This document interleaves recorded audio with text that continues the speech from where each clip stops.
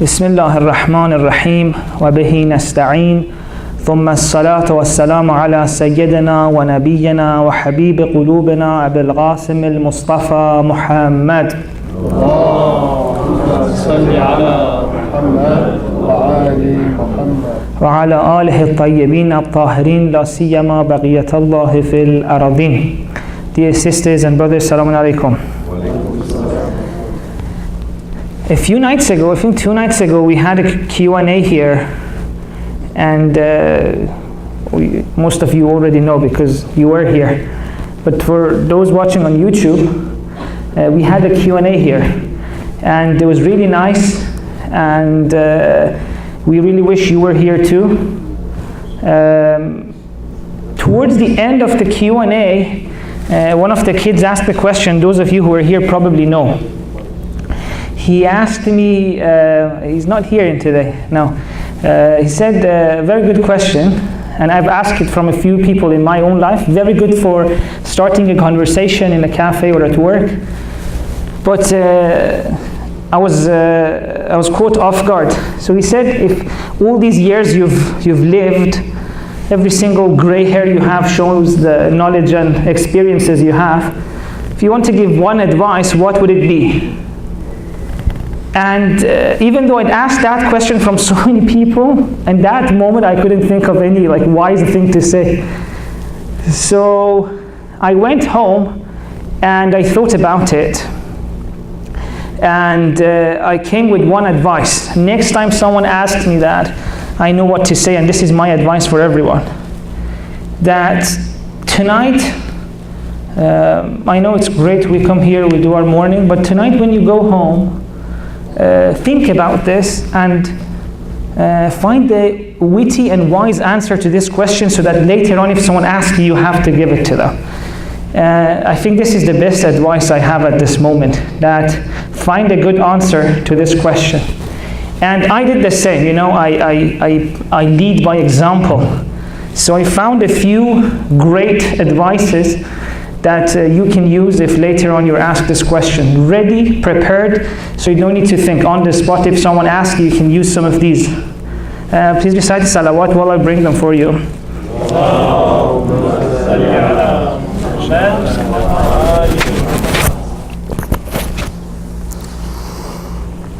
It says the first one is really great.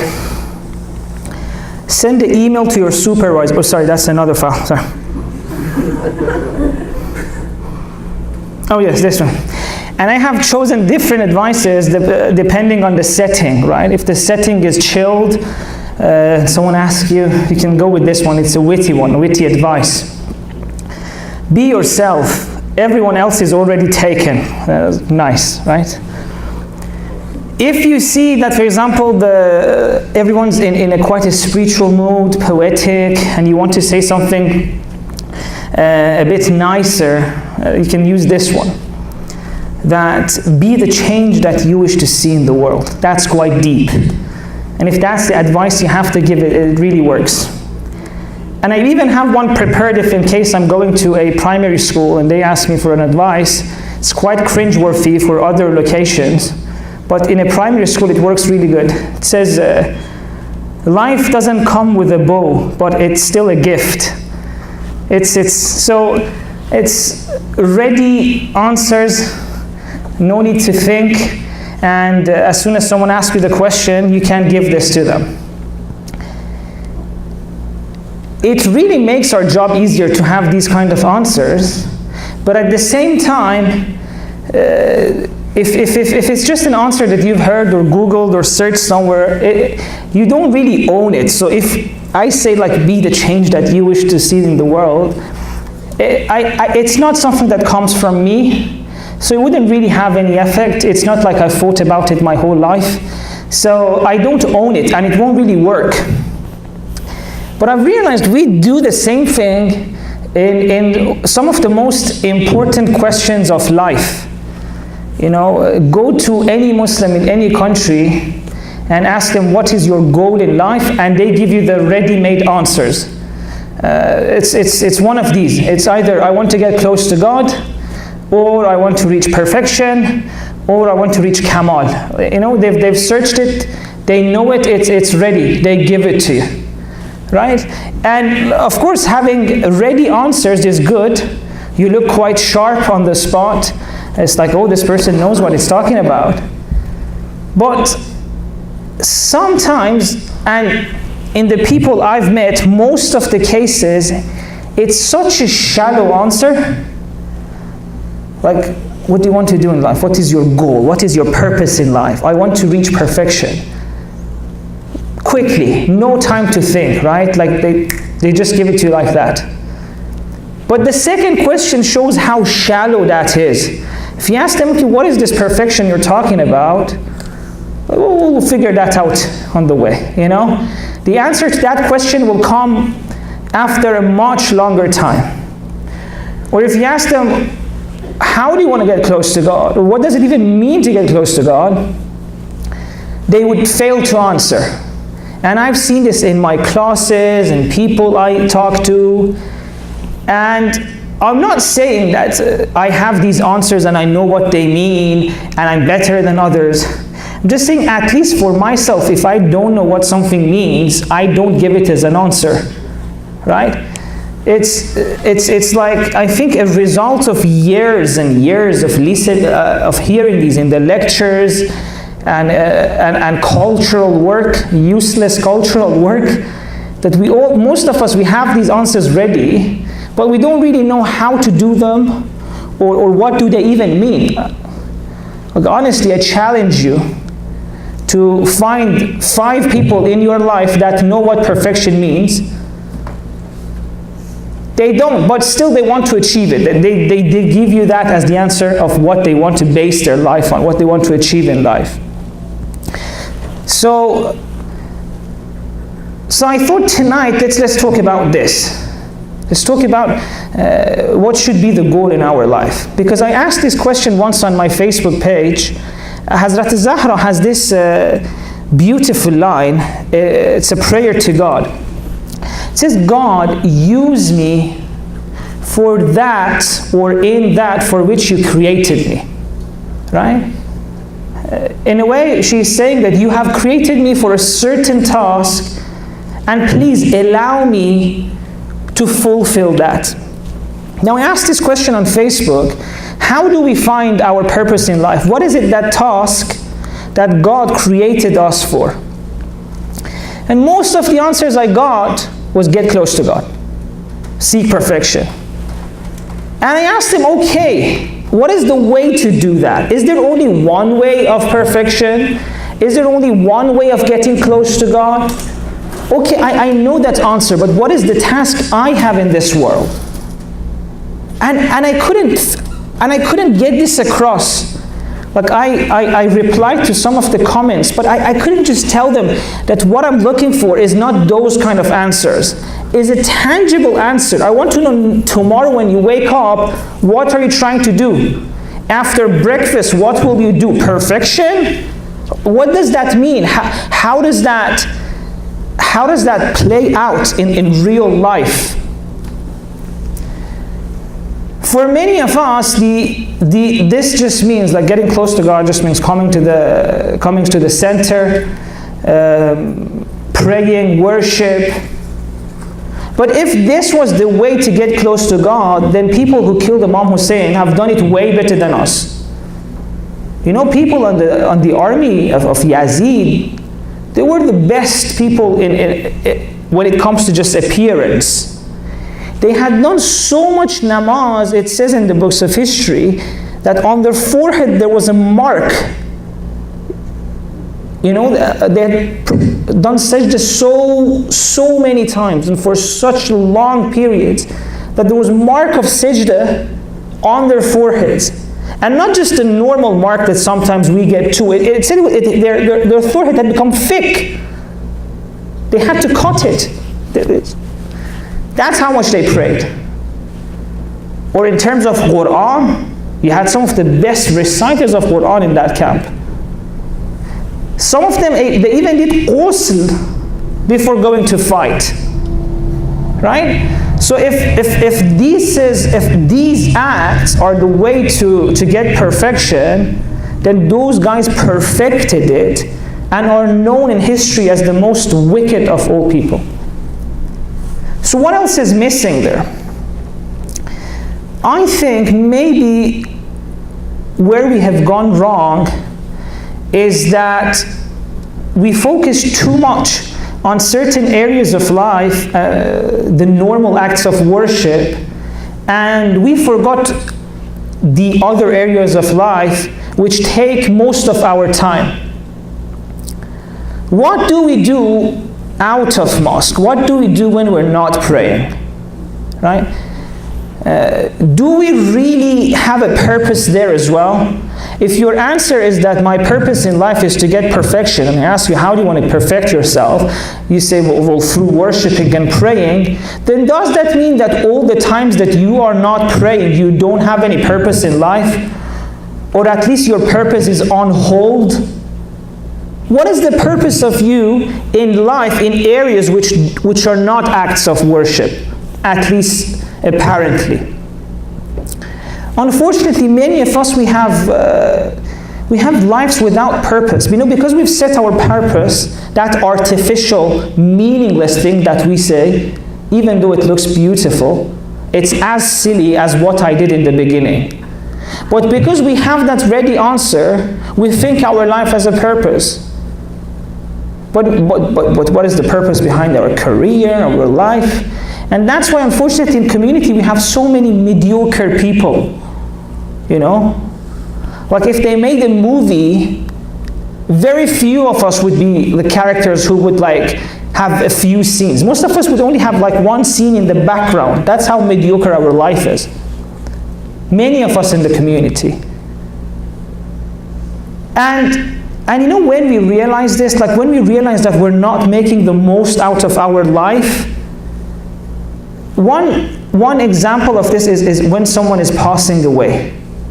I don't know if you've experienced, you must have experienced this. When a friend is dying, or when a relative or when a member of the family is diagnosed with a terminal illness, and you look at them and you realize, oh my God, how many moments did I miss and did not enjoy with this person? How many memories could I make with this person? How much did I miss? In life, there are these times that truly change us. Like one moment, you become a different person. And one of these moments is the first time you see the signs of weakness in your father. Or someone that was the hero in your life. Maybe it was your grandfather. They were always the stronger one, the hero. Right? When we were children, we always wanted to if we did like a race with our father, we always wanted to win. We always wanted to be stronger than them. But there comes this time in our life when we actually win in a race, or we're stronger in lifting the suitcase, and you wish you were not. Like you really wish your father was still the stronger one. And sometimes it gets even worse when your grandfather starts asking you the same question 20 times, and you see his mind is not as sharp as it used to be. Then you realize all those years that he was waiting for you in the house and you didn't go to see him, all those years that his memory was sharp and you could make memories that meant something, you missed on all of those.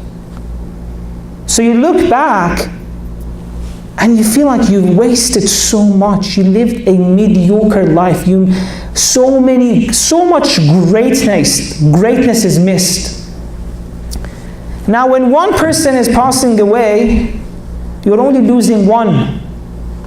But when we are about to die, when we are the one who's passing away, it's as if we are losing all our loved ones at once. This is why death is sometimes so difficult, very scary. Because at one point, your connection with every single person that matters in your life will be cut. If, for example, when your grandfather was passing away, You missed your chance on making memories with him. Now you're missing your chance on making memory with anyone. With all your loved ones. You lose out on doing anything, adding to your life, adding value to your life. And it happens all at once. And this is why most people, when they're close to the time of their death, they're filled with regrets. You know, of all the times that they were so busy living their mediocre lives that they didn't add value to their life. All the time checking Facebook for the 1,000 times in a day. And it's not just that. Sometimes it's the things we cared about. You know? Most people realize that many things that they cared about don't really matter. You know? What is that person going to think about me? How many people will like my page on Facebook? Oh my God, today my husband said this to me, my wife said this to me. Why doesn't it matter? So what? She got angry, she said something. So what? You got late to work. So what? You missed that promotion at work. There's so much more in life than what we care about at the moment. And we only realize that the things we care about, like we've set our priorities wrong, when we're about to lose the whole thing, the whole chance, our life. Please recite the salawat.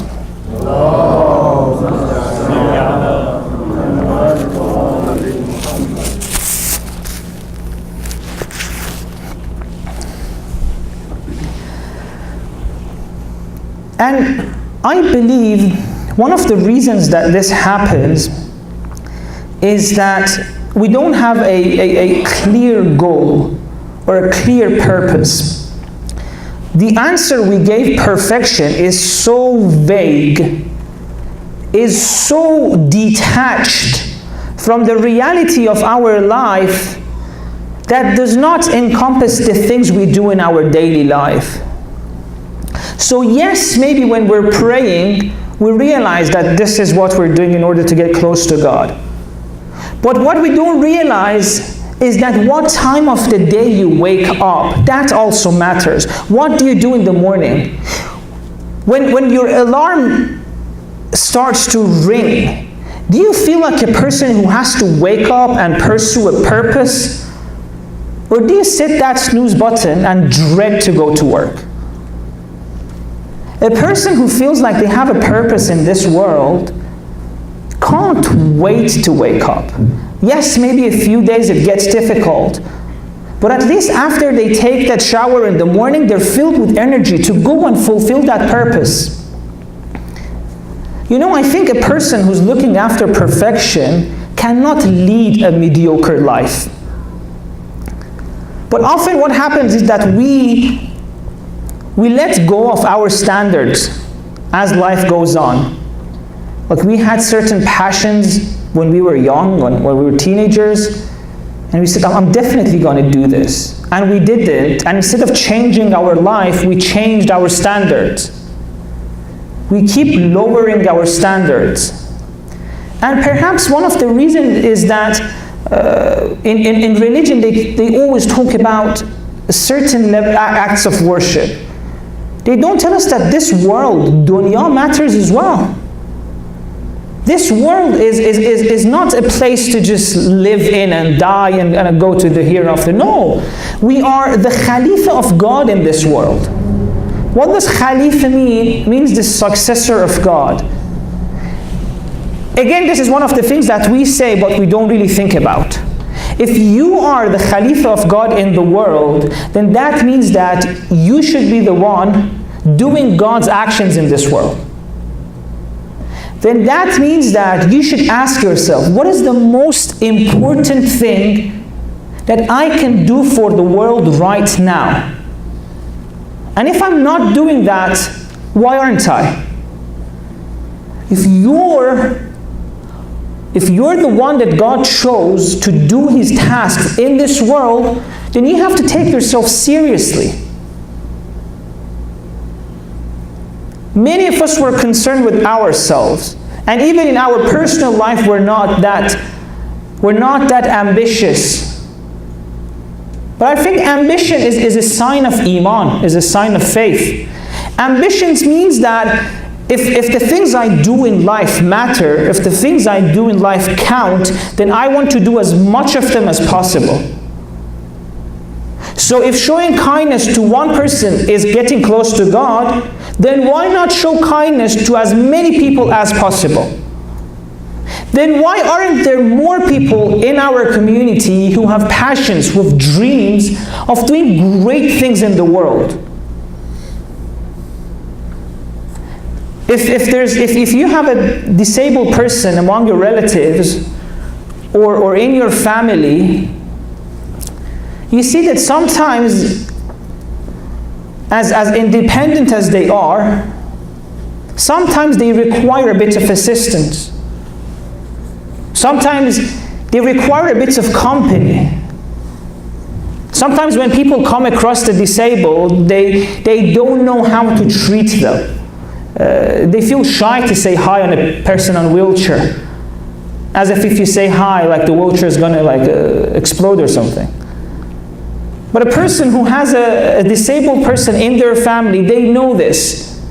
They know how much it means to them to go to them and talk to them, to message them every now and then, to include them in the conversation, to go and take them to park. Now this is great, and many of us have done this. But if this gets you closer to God, then why aren't there more people in the community who have ambitions to do something for all the disabled in the world? Why don't we have great dreams? Why don't we try, if for a second you think that God was in the world, what would he do? And if God could, na'udhu billah, become an entity and come to this world, what do you think he would do? Would he go and show love to the lonely ones? Would go and take care of the homeless, of the needy, of the poor? What would he do? And if we're not doing the things that we just said God would do, then how are we the Khalifa of God in the world? Isn't Khalifa the one that's supposed to do the tasks? I read this line and it really shook me. It touched me on a very deep level. Do you remember a few nights ago I said every hug you receive is from God because God's power is behind everything? That's the positive side of it. But there's a difficult side to it as well. That if you see that there is this person in this world who is not receiving love or care, then it's because of us. God wanted you to go and show love to that person. In a way, God's reputation is in our hands. If you want people to have a better image of God, people who think every act of kindness is from God, then you can make them love God more by showing care. And this line just really blew me away. If God's power is behind our actions, then God's reputation is in our hands. The world we make affects the way people see world. I read this story in the memoir of one of the amazing mystics of our time. He said when his father was very young, perhaps 11,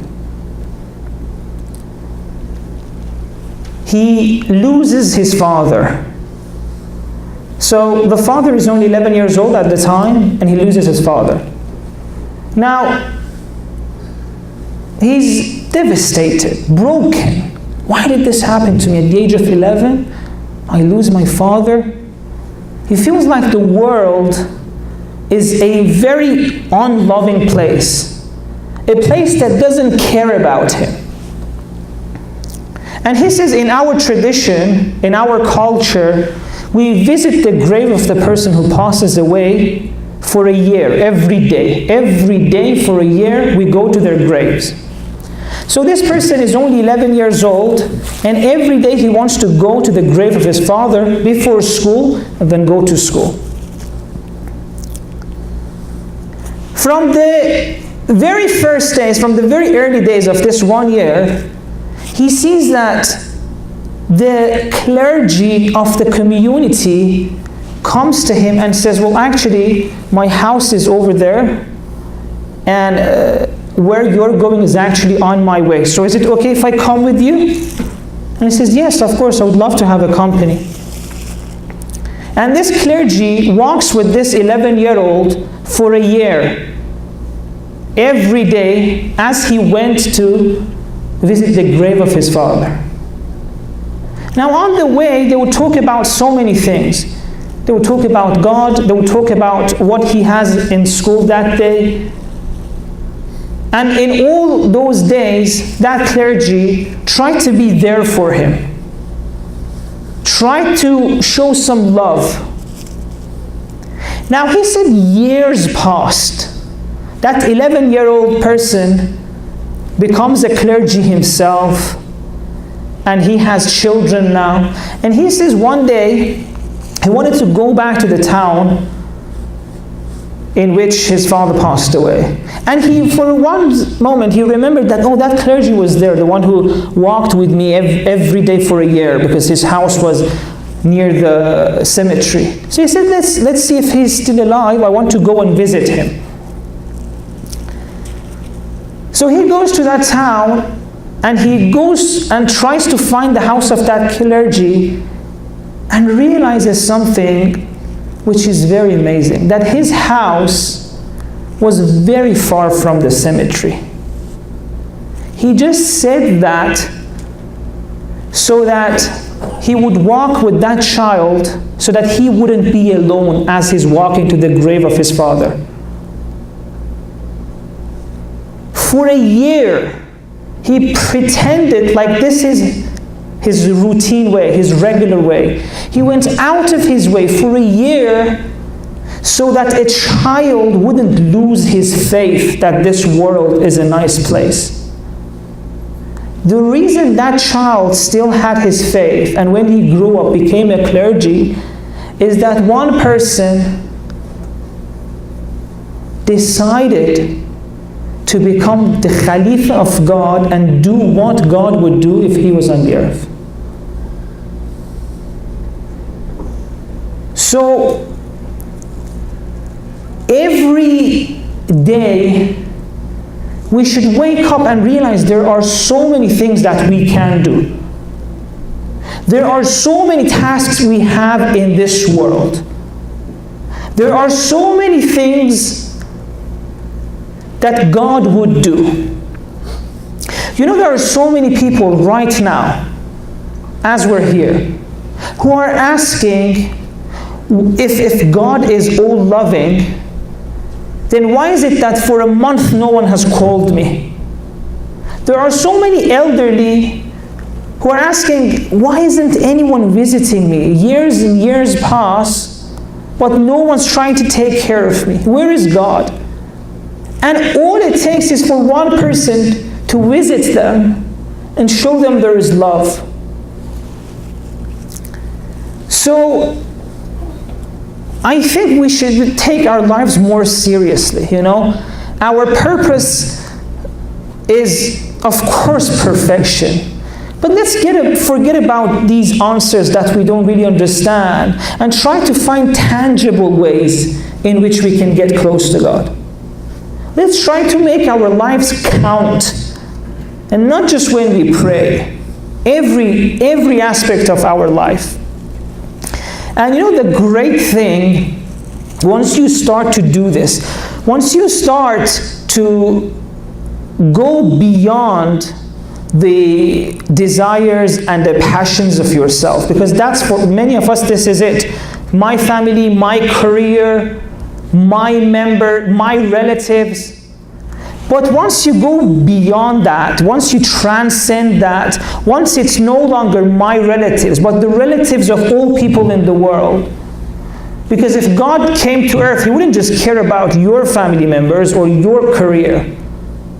Once you start to care about more than yourself, your purpose becomes so huge. And of course, it's a bit challenging, but at the same time, it's very rewarding. You know, you're doing the task of God. And the amazing thing about it is that the result no longer scares you. If you're doing this for the sake of God, if you were starting this business so that with your money you can help God, then even if it fails at one point, you won't be shattered, because you know, I was doing this for God. If it didn't work out, then I'll do it in another way. So gradually you'll see that your ego will be weaker and weaker. You no longer will be worried if this business call will go successful or not. Of course, you will try your best. But even if it fails, you wouldn't be worried, because you said, I am doing this for God. And if it doesn't happen at this moment, His wisdom knows best. But you are trying. And it is in the Quran that God doesn't need us. If we are not the ones doing God's work in this world, He'll bring other people who would do His work. And then we are the ones losing out.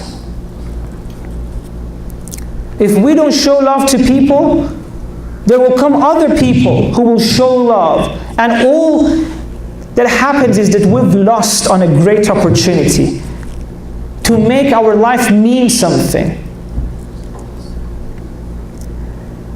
And another great thing that this brings with it, trying to be a real Caliph of God in the world, to do His work in the world, to do great things in the world, is that you're no longer scared of what happens. You live in the present moment. Because normally in life, we're always trying to see what happens next. When we're studying, we'll think, I'll graduate. When we're graduating, we'll think that I'll find a work. When we're working, the promotion. We're always trying to see what's going to happen next for us.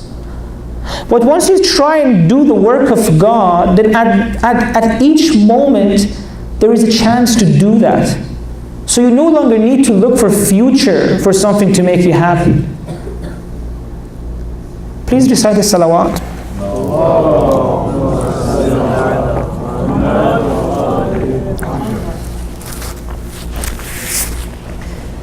Now, this, I'm sure, for some people, may be, at first glance, a bit upsetting.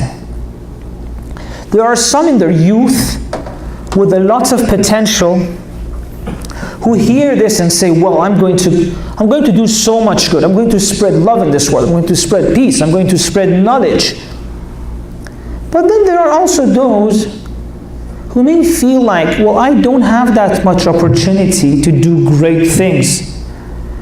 You're telling me that your life shouldn't be mediocre. But I'm a person in my 50s or 60s, or I'm a person in a family limited to the house. What can I do now? How can I make my life not be mediocre? All you're saying is just making me upset.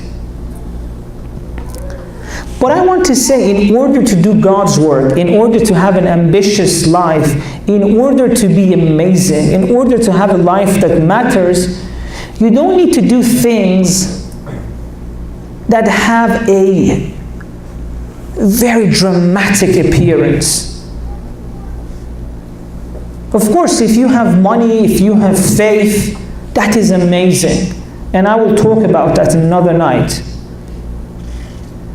But what Ashura tells us is that there are so many ways of having a life that is not mediocre, of doing great things.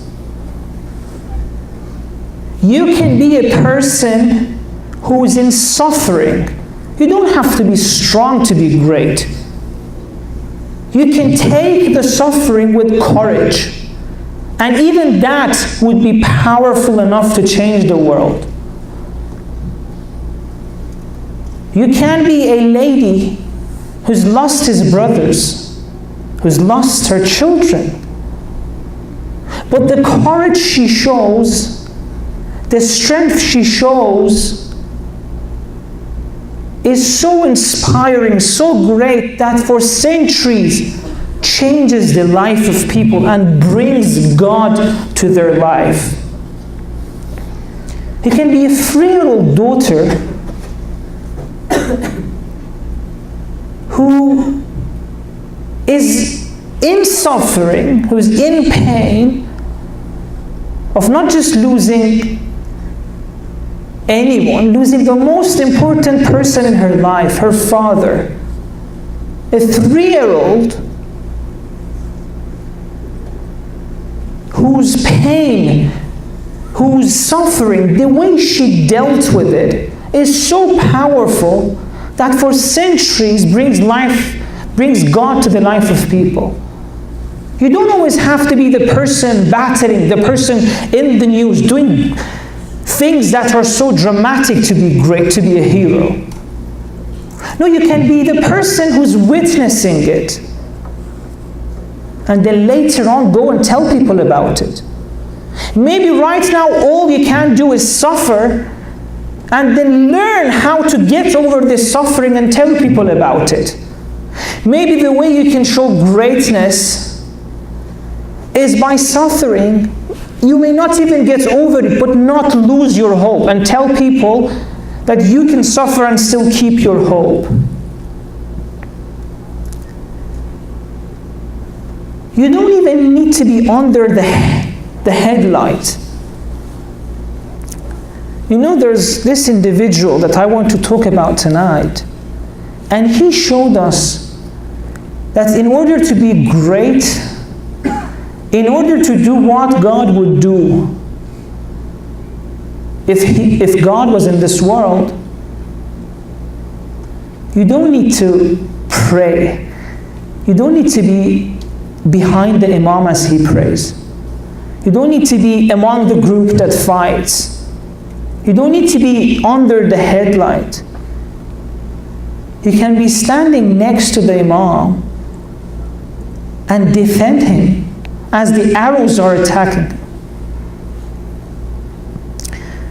One of the most, I think, touching stories of Ashura are those companions who, as the imam was praying, as the companions of imam, as the family of imam were praying, they stood there to block the way of the arrows. They could not even pray with the imam, but they didn't need to do that in order to be great. In order to remain in history as amazing people, they just stood there and took the arrows. Sometimes all you have to do is to accept the pain. So this individual, he takes all these arrows, and by the time the prayer is over, he falls on the ground. He's taken more than 5 arrows. And by the time Imam's prayer is about to over, and by the time Imam gets to him, he says one sentence that breaks the heart. He says, "Did I do my task? Are you happy with me? Awafait? Was I loyal? This is a person who understands that we shouldn't have mediocre lives. And in his last breath, that's his concern. Was I a good Caliph of God on the earth? Was I loyal to you? وَسَيَعْلَمُ الَّذِينَ ظَلَمُوا أَيَّ مُنْقَلِبٍ يَنْقَلِبُونَ. Ya Hussein.